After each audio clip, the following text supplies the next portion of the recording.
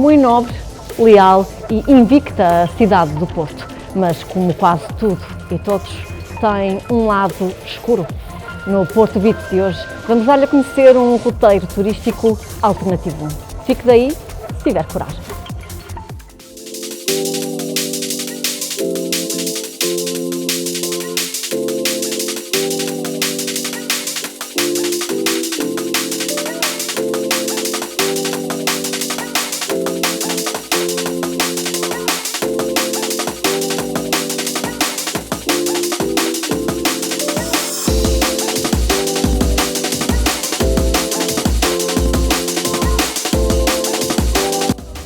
Muitas vezes é desafiante, porque muitas vezes não sabemos, as pessoas mesmo não sabem o que vai acontecer.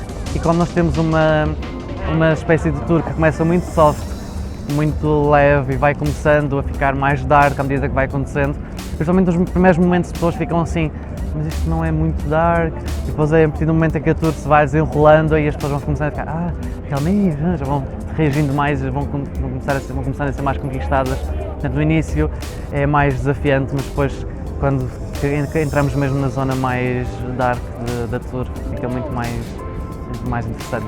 O Porto, tal como muitas outras cidades, tem o seu lado dark. O Porto é uma cidade escura, né? A gente costuma dizer até que com as nuvens e tudo, é uma cidade escura, mas muitas vezes é luminosa. E principalmente aqui nesta zona em que temos a Gaia, mesmo aqui à frente, temos essas luzes todas, e aqui nós costumamos ver o Porto como uma cidade luminosa. Porém, o que é interessante é que muita gente não sabe que o Porto tem o lado dark. Então mostrar o lado dark aqui apesar do Porto não ser a cidade, se calhar, não é de toda a cidade mais dark do mundo nem do país, mas tem aquele lado dark que as pessoas não conhecem, que as pessoas desconhecem, e é bastante interessante explorar esse lado conhecido. Teve feita uma pesquisa, depois foi dado um guião e isto foi construído no género espetáculo teatral. Foi procurar o guião, um espaço para improvisar, espaço para complementar, foi construído, encarnar, exatamente. Foi-nos dada essa oportunidade também de um momento encarnar uma das personagens que falávamos. Ora! Então vocês vieram aqui ouvir histórias, não foi? Ainda bem. Tenho uma história mesmo fresquinha para vos contar. Urbino de Freitas, prazer. Já que vieram aqui ouvir histórias, vão ouvir a minha história. Eu era um médico e os meus 3 sobrinhos viviam naquela rua que acabaram de passar.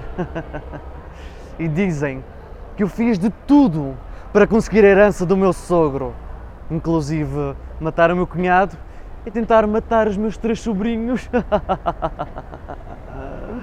Dizem que na Semana Santa, antes da Páscoa, eles receberam uma encomenda anónima, cheia de amêndoas e bolo de chocolate e coco.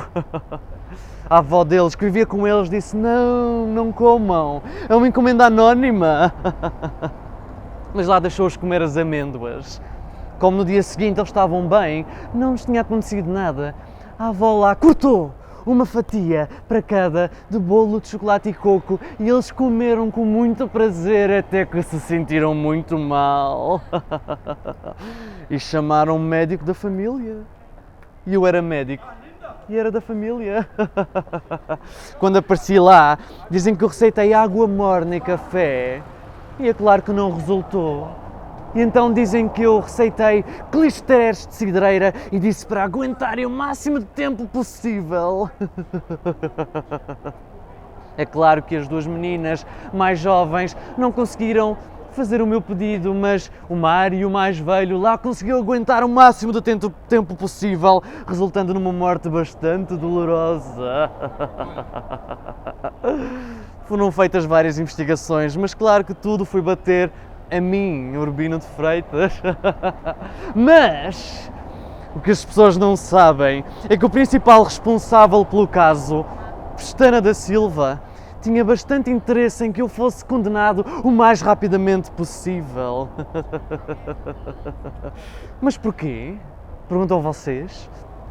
porque dizem que na altura ele era o principal candidato à mulher que era na minha altura minha esposa. E agora perguntam vocês, será que fui eu mesmo culpado deste terrível crime? Ou será que isto foi todo um plano bem engendrado, cometido por ciúmes do Pestana da Silva?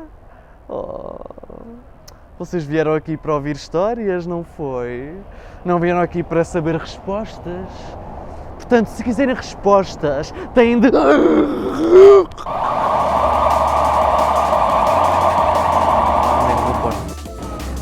Sem dúvida que pelo menos 95% dos clientes que nós temos são pessoas até aqui do Porto.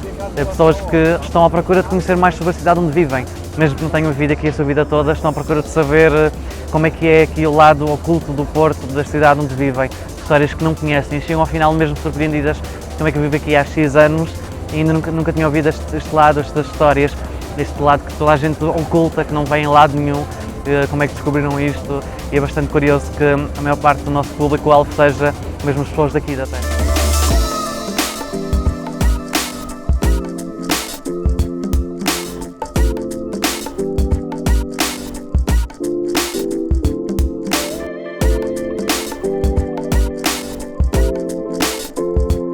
Conhecer um bocadinho mais a história da minha cidade, sobretudo as partes de mitos e lendas, que já vinha a falar de alguns, mas ter um conhecimento mais por dentro das histórias da minha cidade. Gostei muito, gostei bastante, aprendi algumas coisas que não sabia e é sempre interessante saber coisas da minha cidade para poderes contar a quem vem cá.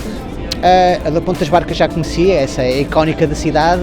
A do Teatro Nacional São João foi uma particularmente que ficou registada por não saber, nem sequer ter memória disso. Foi aquela que talvez me tenha mais prendido, sim.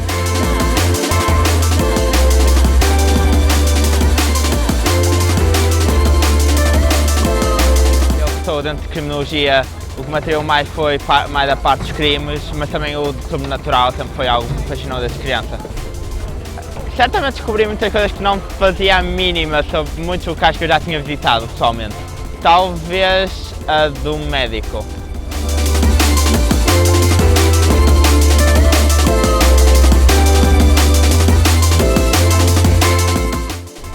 Com ou sem mochila às costas, acompanhe-nos nos próximos episódios. Até lá, pode seguir-nos nas nossas redes sociais, temos, entre outras coisas, toda a informação sobre o concurso de bandas que estamos a promover. Até à próxima semana.